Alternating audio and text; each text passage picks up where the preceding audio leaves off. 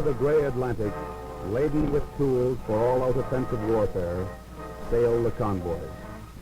Week in, week out, squat freighters and tankers head into the winter sea with cargoes of food and munitions for the expanding front lines of the United Nations. Shepherded by fast destroyers and corvettes, these ships of freedom sail on over the dark horizon into the dangers of tempest and attack.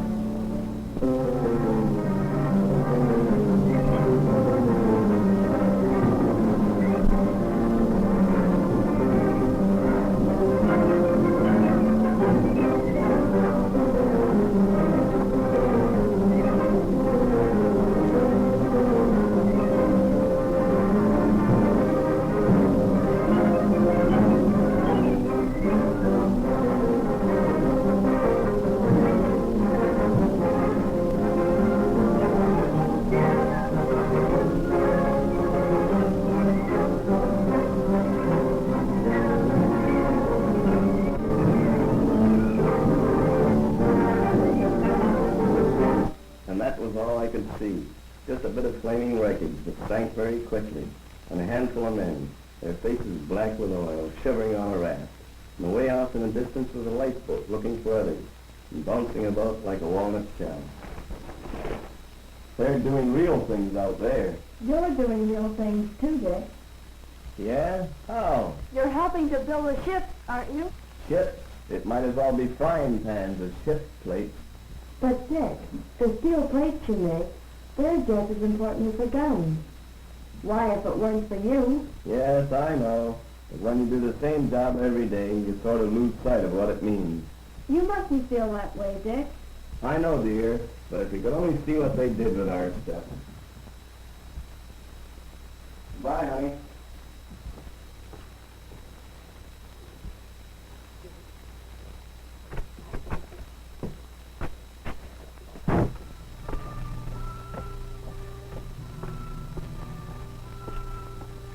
That's the trouble with the whole thing.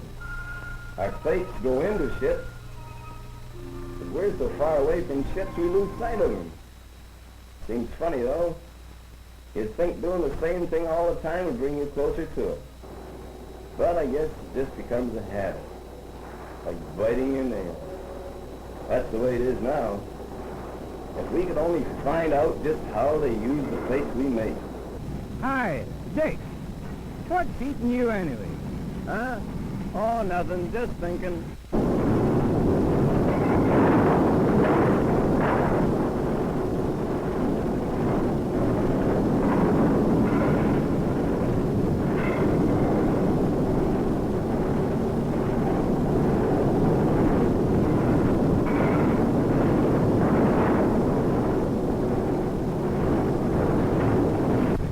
These are the side shears where the plates get their final trimming. Lieutenant Watson, Mr. Bingham. How are you? Fine. What's this plate for? It's just an order number to us. Just a number, eh? Yes. You can't get very close to a number. How do you mean? You take in the paper this morning that story about the convoy? We feel out of it here. Out of it? Sure. If we only knew what ship this was for or where it goes on the ship, we'd feel a lot better. Well, it'd be a bit tough to tell you that. Yes, I guess so. But I think we could arrange. Yes, we might at that. How would you like to see a ship launched? A ship that's got some of your plates in it. Would I? Sure I would. There's a fat chance of that. Well, we'll see. There she is. Better take a good look.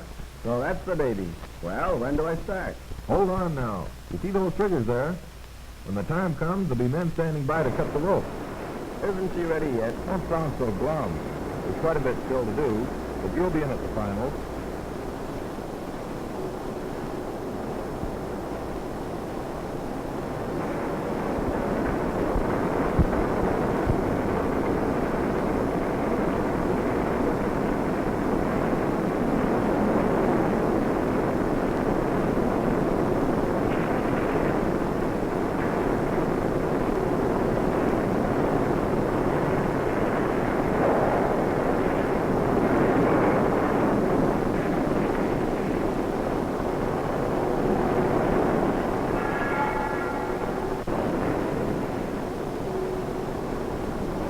Come on, it does things today. Other things? Sure, ships have to be built before you launch them. You think I don't know that?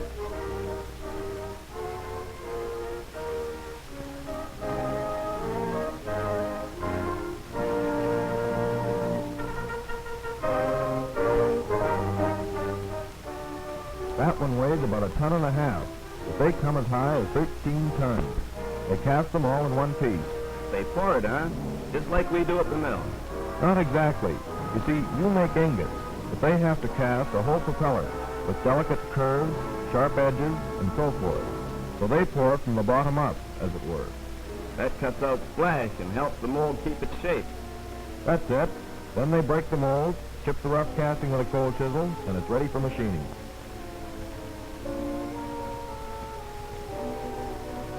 First, they lop off the top of the screw with a precision cutter. Then they take it to the pitch planer. The pitch planer is very ingenious. It's a machine that planes the surface of the propeller along the exact pitch or angle of the blade. This particular one was designed and built in just 3 months right here in Canada. After all the other machining is finished, they sand it. This gives the propeller a very high polish and a better bite.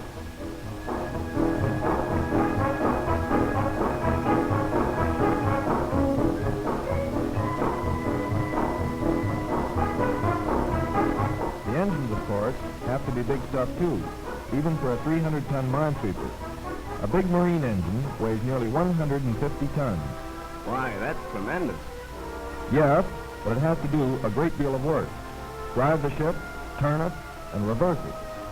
The auxiliary motors have to be firmly attached to the main engine with eccentrics and connecting rods. How long does it take to build one? Oh, it varies. About 3 months is good. They have to machine the base and level it. Then they have to get the main bearings bedded. Then the crankshaft goes in. And believe me, that's some crankshaft. It weighs over 18 tons. Then the business of dropping the cylinders into the combs is pretty tricky. That single operation may take a crew of men several hours. Bit different from a land engine. Well, it has to turn a shaft maybe 90 feet long and 18 inches wide, and don't forget it's got a propeller on the end of it. Then it's got to drive a 1,000-ton vessel through the sea at better than 20 miles per hour. But what gets me about these engines is the delicate work that goes into the pressure gauges and valves. They pour these gauges from small carbon arc furnaces. The temperature in there is around 3,000 degrees Fahrenheit. A bit of the steel mill in that. Maybe, but the tooling is a lot more precise, if you'll pardon me.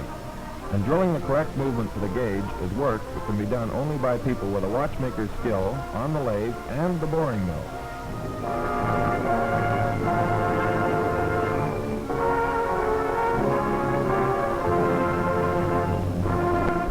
The same applies to the assembly.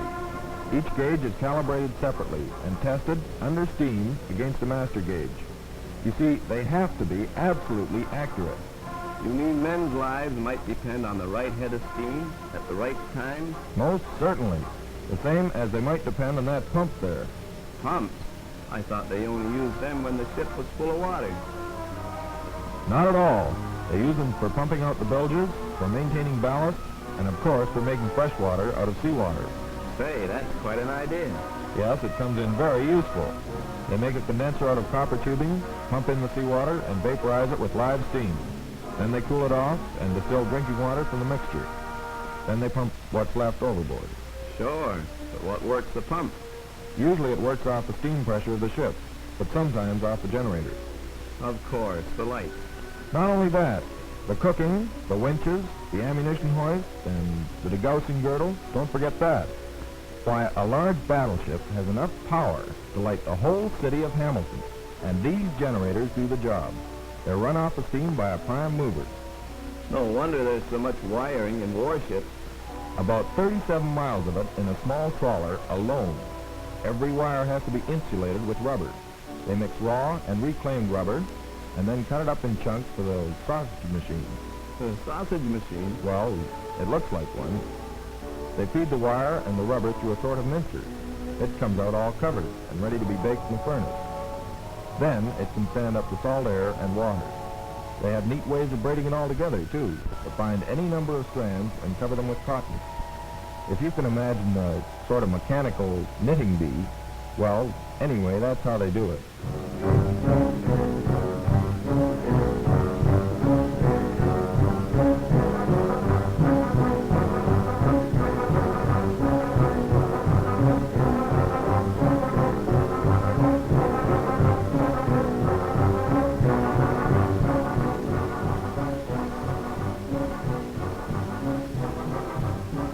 One of the things we seem to think of more in connection with sailing ships than with modern ones is rope splicing, but it's still a very necessary part of the game. There are lots of ropes still needed on board ships, and they all have to be spliced. End splices, eye splices, long splices, and they're all done by hand. Sometimes, rope is used as a buffer to prevent wood from wearing away by rubbing.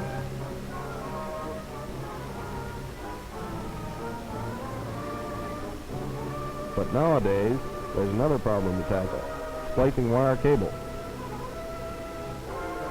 The principle is just the same, but it's a lot tougher to do.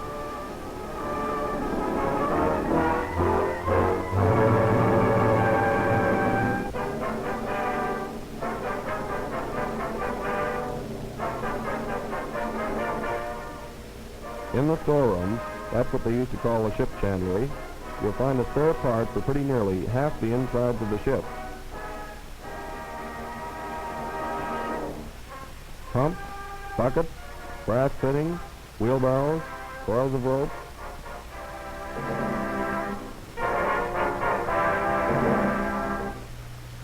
And life belts, lamps, fire extinguishers, Turk's heads to keep the ship from rubbing too hard against the jetties, flags, hatchets, even a complete set of bells, engine telegraphs, wheels, and so. The binnacle is the compass housing.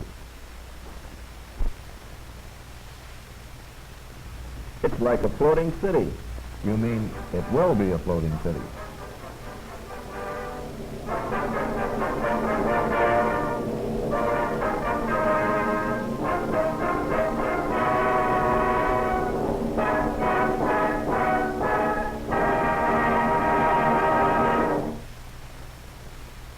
I hereby name thee His Majesty's Canadian ship, Cobalt.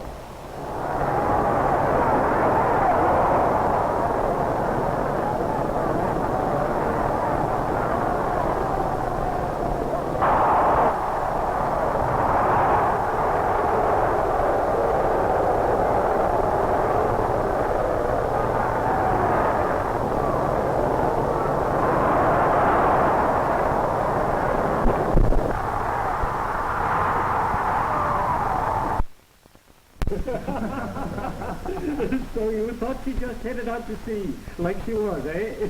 Oh, just a minute, fellas. I didn't say that. Give him a break, fellows. After all, this guy makes steel. Yeah, you'd look pretty silly in a steel mill, Charlie. Suppose you tell us what happens after launching. Then we'll all know.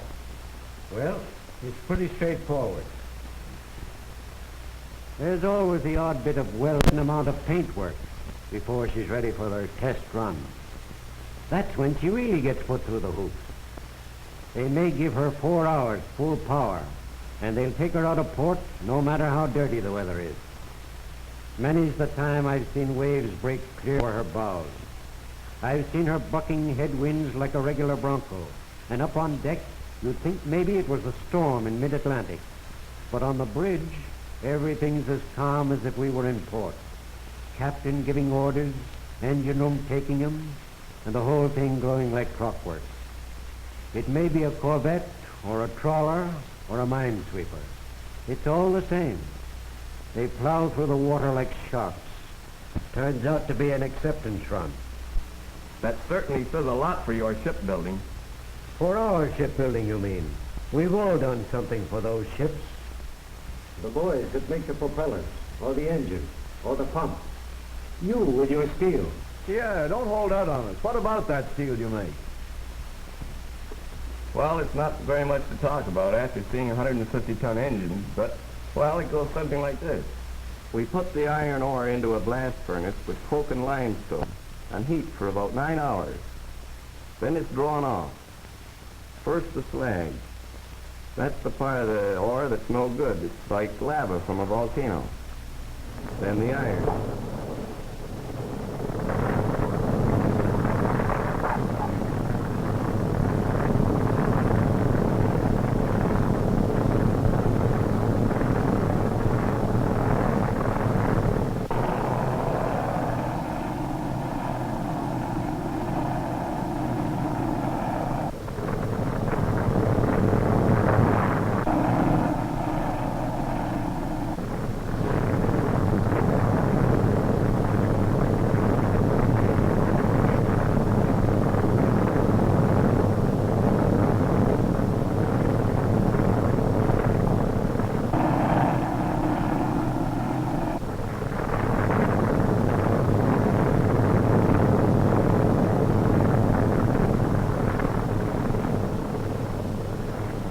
Then it goes from the blast furnace to the open hearth, where we make it into steel.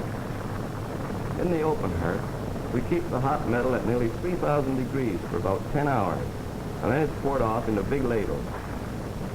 That's called tapping a heap. The big ladle takes the hot metal and pours it into big molds which form ingots. Take the ingots to what we call a blooming mill, and there they roll them into slabs for us at the plate mill. We get them and heat them up again to about 2,300 degrees. Then we roll them into plates to the size specified on the order, anywhere from about 3/8 of an inch thick to 1.5 inches. That must be pretty tricky, getting it down fine when you've got a chunk of hot steel that size. No, there's a dial on the roller that tells us how thick we got it. And a couple of fellows sitting up in sort of a signal cabin. They control the rollers. It takes 17,000 amps to turn those rollers, enough to light their home for nearly 5 years. And the pressure is 75,000 pounds to the square inch. Such a man of jello if you ever got under it. After the boys at the roller have got through with it, the plate is marked. Then it comes to us at the shears and we trim it off square. And I guess that's about all. And a pretty big all at that.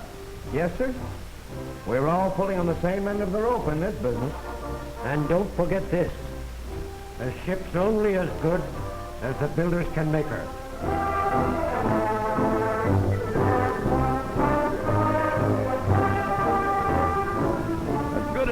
us can make her, fellas. That's what he said. Fourth builder. You, me, all of us. We're the builders, and don't let's forget it.